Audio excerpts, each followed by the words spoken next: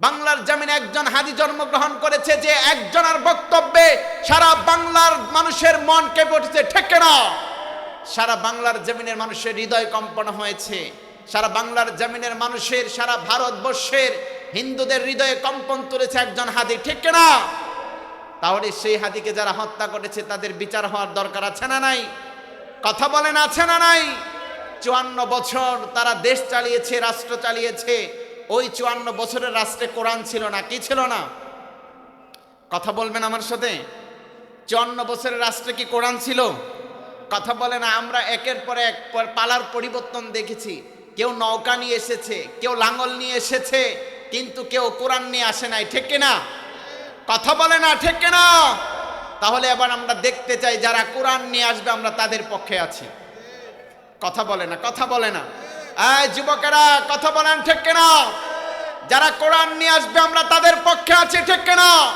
পৃথিবীতে কোরআন ছাড়া আর কোনো সংবিধান হতে পারে না, পারে না, পারে না।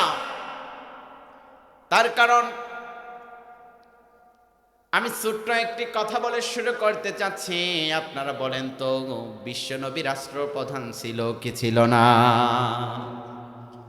বিশ্বনবীর সাহাবী হযরত আবু বকর তিনিও রাষ্ট্রপ্রধান ছিলেন, হযরত উমর তিনিও রাষ্ট্রপ্রধান ছিলেন, হযরত আলী উসমান তিনিও রাষ্ট্রপ্রধান ছিলেন। ওনারা যে রাষ্ট্রপ্রধান ছিলেন, ওনাদের রাষ্ট্রের মূল থিওরি ছিল কোরআন।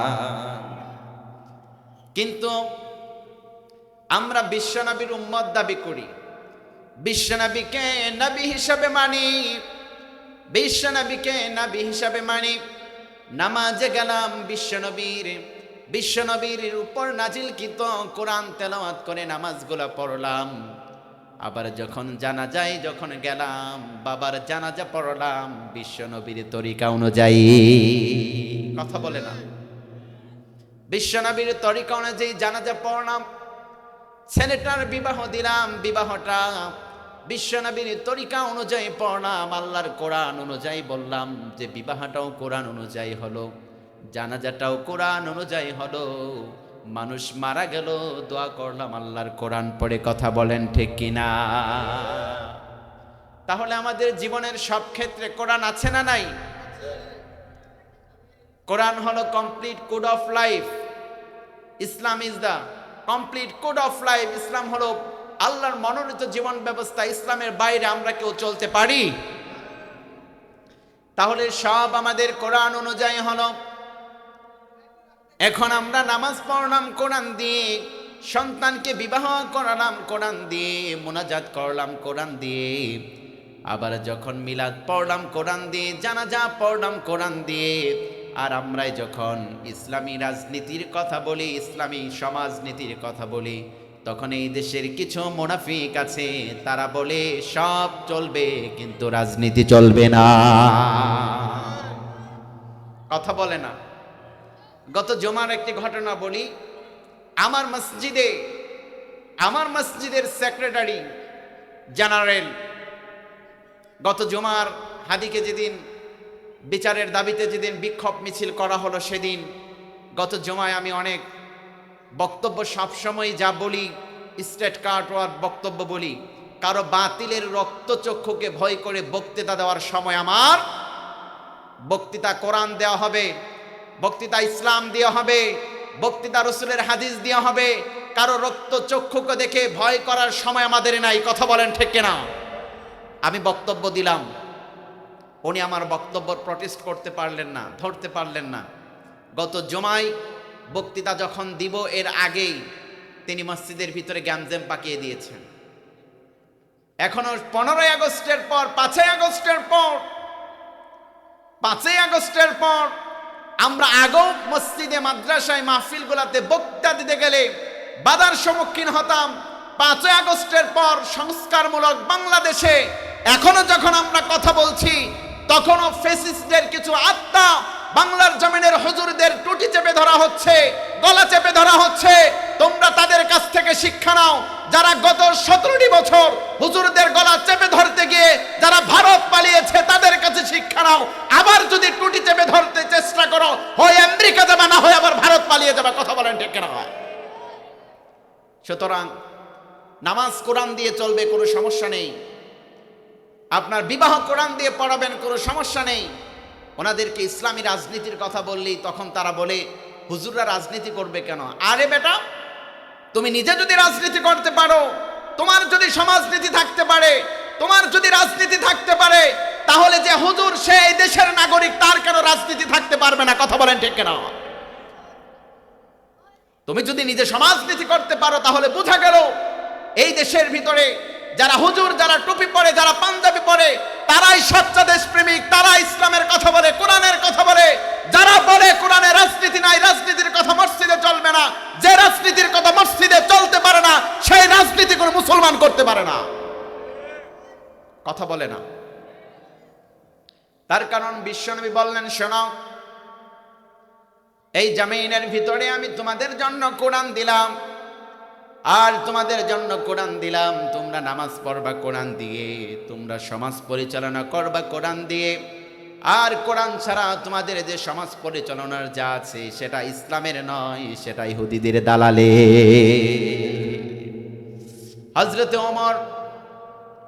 হযরতে ওমর তিনিও রাষ্ট্রপ্রধান ছিলেন, তিনিও সমাজ পরিচালনা করলেন। আর আমাদের দেশের নেতারাও তারা সমাজ পরিচালনা করে। আমাদের দেশের নেতাদেরকে বললাম, আপনারা চাঁদাবাজিকে বন্ধ করে দেন, ঘুষটাকে বন্ধ করে দেন, সুদটাকে বন্ধ করে দেন। আপনারা বলেন তো, বাংলার জমিনে ঘুষ আর সুদ, চাঁদাবাজি আছে না নাই? যারা সুদ খায় তাদের কাছে যদি সুদের কথা যদি বলি বন্ধ করে দেন, তারা বন্ধ করবে? কথা বলে না, বন্ধ করবে। যারা অফিসে অফিসে গিয়ে চাঁদা নেয়, যারা ডাকাতি করে, যারা ছিনতাই করে, এই সমস্ত ডাকাত আর ছিনতাইকারীদের যদি আবারও যদি সংসদে পাঠান, বাংলার জমিনে ছিনতাই আর চাঁদাবাজি বন্ধ হবে। তাহলে যদি না হয়, তাহলে ভালো মানুষগুলা সংসদে যাওয়া দরকার আছে না নাই?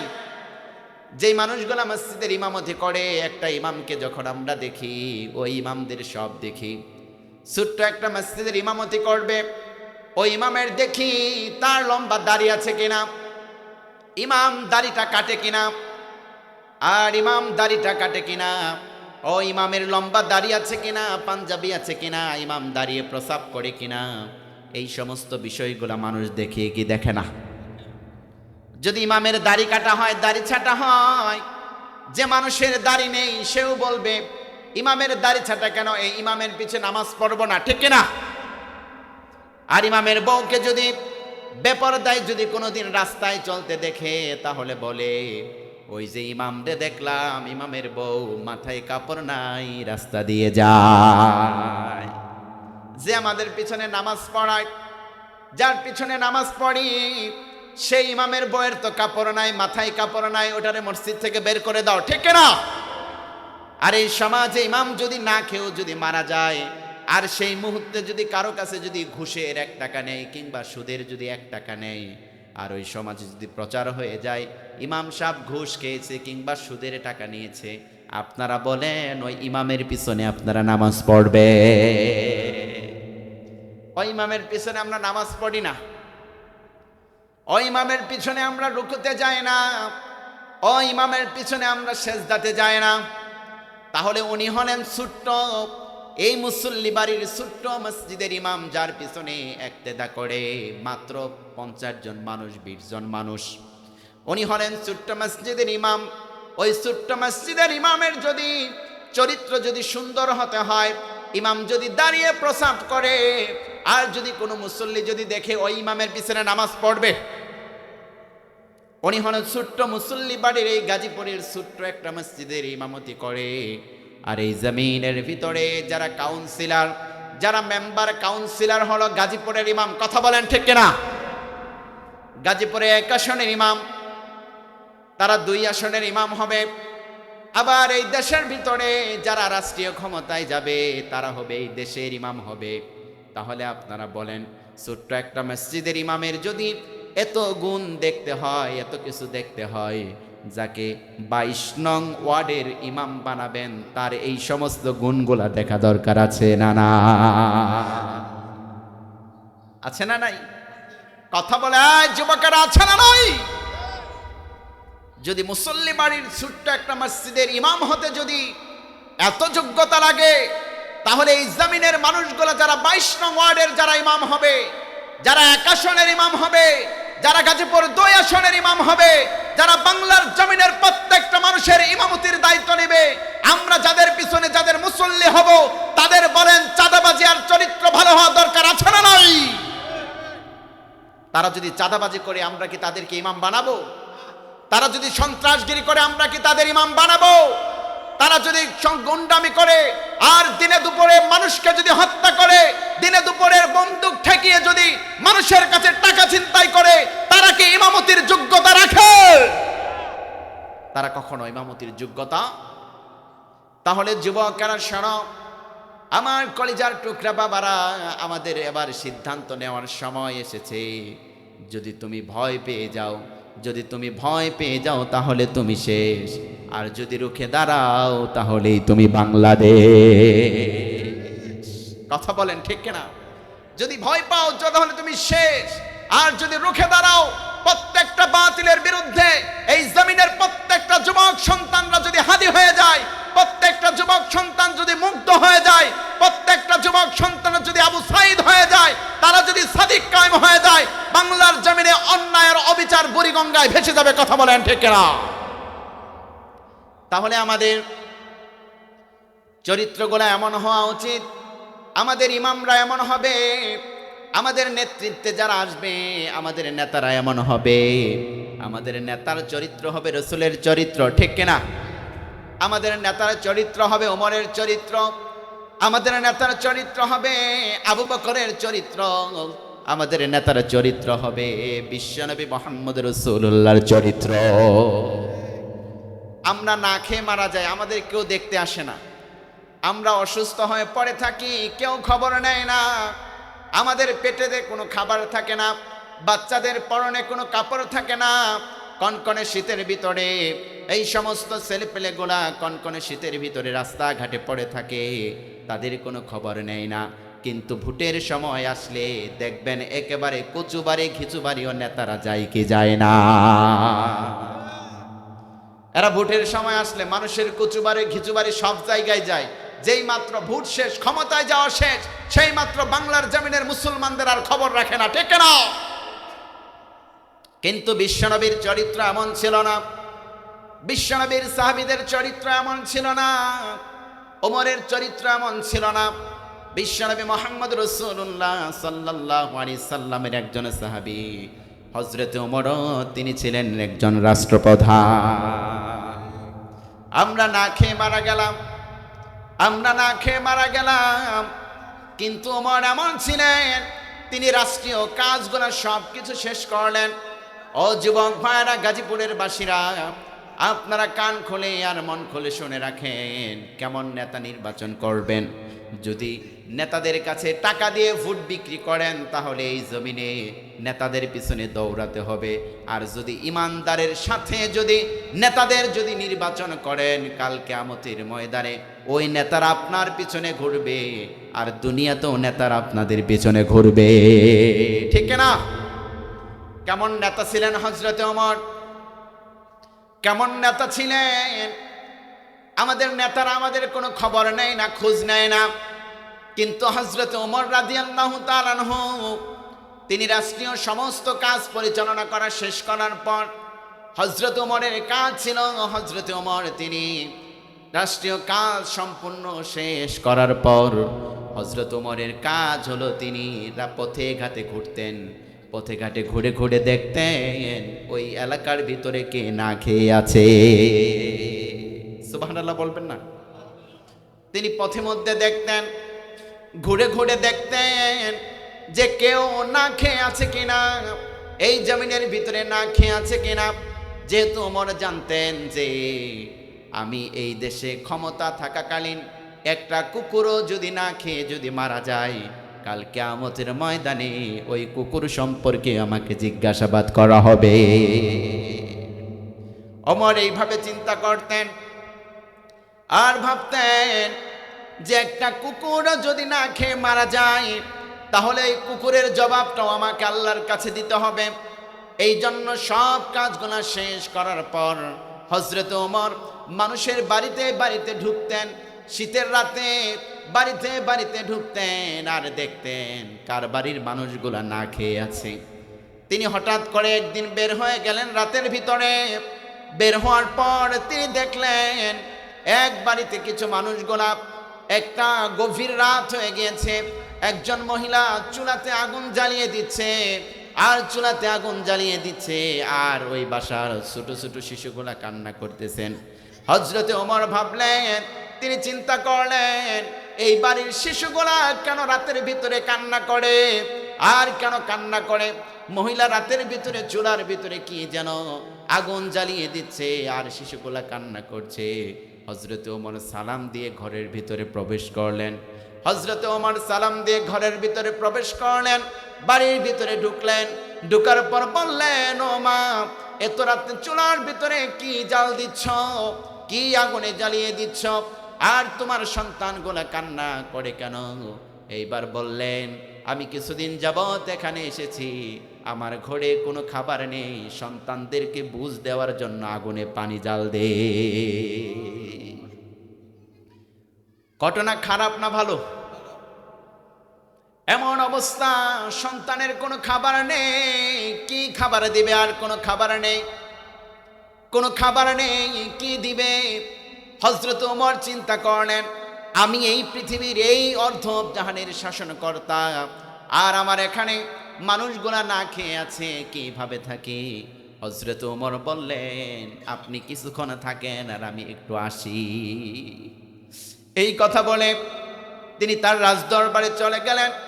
খাদ্য মন্ত্রণালয়ের মন্ত্রীকে বললেন, ও মন্ত্রী, কে আছো? এই খাদ্য মন্ত্রণালয়ের চাবিটা দাও।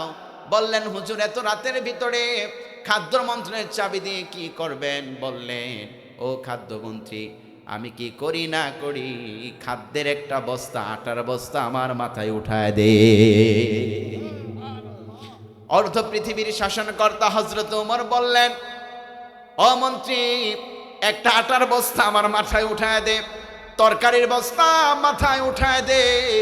মন্ত্রী বললেন, ও আমিরুল মুমিনিন, আপনি তো অর্ধ পৃথিবীর শাসনকর্তা, আপনি কেন আটার বস্তা মাথায় নিবেন? আপনি কেন তরকারির বস্তাটা মাথায় নিবেন? ও আমিরুল মুমিনিন, আপনি আমার মাথায় আটার বস্তাটা উঠায় দেন। এইবার আমিরুল মুমিনিন বললেন, শোনো ও মন্ত্রী, আপনি এই জমিনের একটা মন্ত্রণালয়ের দায়িত্বে আছেন, আমি আমিরুল মুমিনিন এই জমিনের ভিতরে একটা পিপিলিকা, একটা মানুষ, একটা কুকুর এই জমিনের ভিতরে অন্যায়ভাবে না খেয়ে যদি মারা যায়, কাল আপনাকে জবাব দিতে হবে না, আল্লাহ জিজ্ঞাসা করবে যেহেতু আমায়, এই জন্য আমার মাথার উপর আটার বস্তাটা উঠায় দে। সুবহানাল্লাহ। নেতা ভালো ছিল না মন্দা ছিল? এমন নেতা পৃথিবীতে আছে, এখন আছে। আমাদের দেশের নেতারা জনগণ না খেয়ে মারা যাক, নেতাদের কোনো খবর নাই, জনগণের পরনে কাপড় নাই, নেতারা প্যান্ট শার্ট কোটটাই পরে বিদেশে সফর করে। আমার দেশের মানুষগণা রাস্তায় শুয়ে আছে, তার কোনো বাড়ি নাই, কিন্তু আমার দেশের চোর নেতারা, এই সমস্ত নেতাদের দেখবেন টাকা পয়সা চুরি করে নিয়ে বেগম পাড়ায় বাড়ি বানায়, ঠিক কিনা? এরা আবার ভারতে বাড়ি বানায়, কথা বলে না, কথা বলে না। এই সমস্ত চোর নেতাদের এবার লাল কার্ড দেখানো দরকার আছে না নাই? এরা থাকলে সমাজের উন্নয়ন হবে না, এরা থাকলে সমাজের প্রত্যেকটা মুসলমানের কলিজাকে ছিঁড়ে ছিঁড়ে খাবে, কথা বলেন ঠিক কিনা? এবার হযরতে ওমর তিনি এবার চললেন, তিনি এবার আটার বস্তা নিয়ে সেই মহিলার বাড়িতে চললেন। রাতের আধারে চললেন। তিনি আবার মহিলার বাড়িতে গিয়ে নিজে আবার আটার খামির বানালেন, মহিলাকে বললেন, ও মা, আমি নিজে আটার খামির বানাই, আর আপনি রুটিগুলা ছেকে ছেকে আপনি আপনার সন্তান দিগকে খাবার দেন, কন্যা সুবহানাল্লাহ। মহিলার বাড়িতে হযরত ওমর রুটি বানায়, আর মহিলা রুটিগুলা ছেকে ছেকে শিশুদের খাবার দেয়, আর বলে, এবার মহিলা বলে, আপনি যদি এই জাহানের, আপনি যদি এই দেশের শাসনকর্তা যদি হতেন, কতই না ভালো হতো। আপনি বলেন, ওমর এই দেশের শাসনকর্তা না সাধারণ প্রজা? শাসনকর্তা, সুবহানাল্লাহ বলবেন না? মহিলা তো জানে না এমন যদি হতো আমার দেশের শাসক হতো ওমরেরই মতো হতো আবু বকরের মতো। ঠিক কিনা? এমন যদি হতো আমার দেশের শাসক হতো উমরেরই মতো হতো আবু বকরের মতো। প্রজার দুঃখে তাদের চোখে আসতো না রে ঘুম, দেশের ভিতর বয়ে যেত শান্তি সুখের ধুম। প্রজার দুঃখে তাদের সুখে আসতো না রে ঘুম, তাদের চোখে বয়ে যেত শান্তি সুখের ধুম। গরিব দুঃখী ভোকা নাঙ্গা নাহি পাওয়া যেত, এমন যদি হতো আমার দেশের শাসক হতো উমরেরই মতো হতো আবু বকরের মতো। ঠিক কিনা?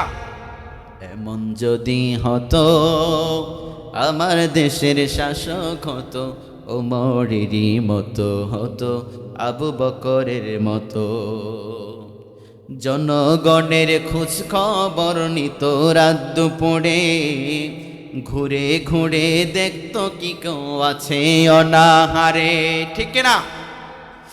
জনগণের খোঁজ খবর নিত রাত দুপুরে, ঘুরে ঘুরে দেখতো কি কেউ আছে অনাহারে।